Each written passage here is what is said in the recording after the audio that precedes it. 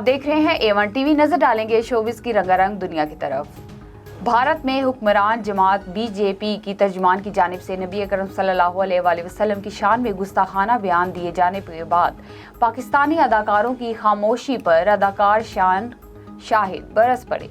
समाजी राब्ते की website Twitter पर अदाकार शान शाहिद ने लिखा कि बीजेपी के खिलाफ बोलने पर पाकिस्तान में कुछ अदाकार अब भी खामोश हैं। यही फनकार कहते थे, फनकार की कोई सरहद नहीं होती। उन्होंने अदाकारों को मुखातिब करते हुए लिखा कि भाई, अगर सरहद नहीं होती लेकिन शर्म तो होती है कि वो भी बेच दी है। अदाकार ने मजीद कहा कि नबी अकरम सल्लल्लाहु अलैहि वसल्लम की शान में गुस्ताखाना अल्फाज बयान किए जाने पर अपनी आवाज़ बुलंद और इसकी मजम्मत करें। आखिर में शान शाहिद ने बैन मोदी इंडिया का हैशटैग भी इस्तेमाल किया।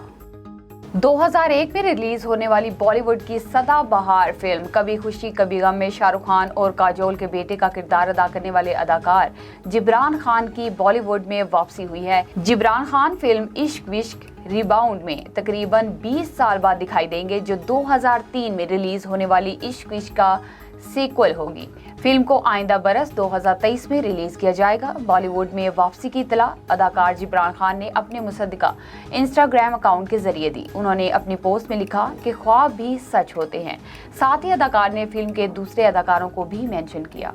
बॉलीवुड के दबंग सलमान खान ने कहा है कि माजी में मुआशी तंगी का सामना कर चुका हूं। एक बार सुनील शेट्टी ने मुझे कपड़े खरीदकर बतौर तोहफन दिए थे। मीडिया रिपोर्ट्स के मुताबिक सलमान खान मारूफ अदाकार सुनील शेट्टी के बेटे आहान शेट्टी के साथ एक तकरीब में मौजूद थे, जहां पर उन्होंने बताया कि एक बार मैं और सुनील किसी कपड़े की दुकान पर थे। वहां मुझे शर्ट और पैंट बहुत पसंद आई, लेकिन जेब में इतने पैसे नहीं थे कि बटवा निकाल कर खरीद सकता।